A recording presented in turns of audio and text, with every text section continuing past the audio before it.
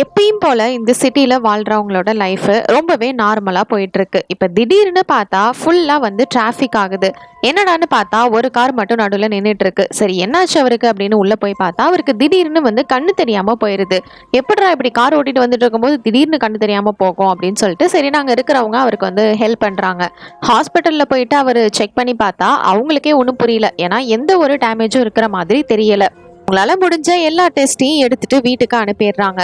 வீட்டுக்கு போனதுக்கு அப்புறம் பார்த்தா அன்னைக்கு அதே மாதிரி நிறைய கேசஸ் வருது. அதனால இவங்களுக்கு ஏதோ ஒரு வேளை வியாதி பரவி இருக்கும் அப்படின்னு கவர்மெண்ட் இவங்களை குவாரண்டைன் பண்ண சொல்றாங்க. அப்ப இவங்களோட ஒய்ஃப் நான் என்னோட ஹஸ்பண்ட் கூட தான்ப்பா இருப்பேன், அவரை விட்டு தனியா பிரிய மாட்டேன் அப்படின்னு சொல்லிட்டு இவங்களுக்கு கண்ணு தெரியும் ஆனாலும் கண்ணு தெரியல அப்படின்னு பொய் சொல்லி அவங்க கூட போயிட்டு இருக்காங்க. இங்க இருந்து ஒரு பாலடைஞ்ச இடத்துல தான் கொண்டு போயிட்டு வைக்கிறாங்க. அது மட்டும் இல்ல அவங்களுக்கு எந்த ஒரு ஃபெசிலிட்டிஸும் அவங்க ரெடி பண்ணி கொடுக்கல. இவங்களுக்கு அடுத்து இந்த இடத்துக்கு நிறைய மக்கள் இது மாதிரி வந்து அனுப்பப்படுறாங்க.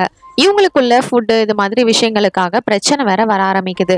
இப்போ எதனால இந்த மாதிரி திடீர்னு இவங்களுக்குலாம் கண்ணு தெரியாம போச்சு, இதுல இருந்து இவங்க எப்படி சர்வே பண்ண போறாங்க அப்படின்றது தான் இந்த ஃபிலிமோட ஸ்டோரி. இது 2008ல ரிலீஸ் ஆன பிளைண்ட்னஸ் அப்படிங்கிற சைஃபை த்ரில்லர் ஃபிலிம்.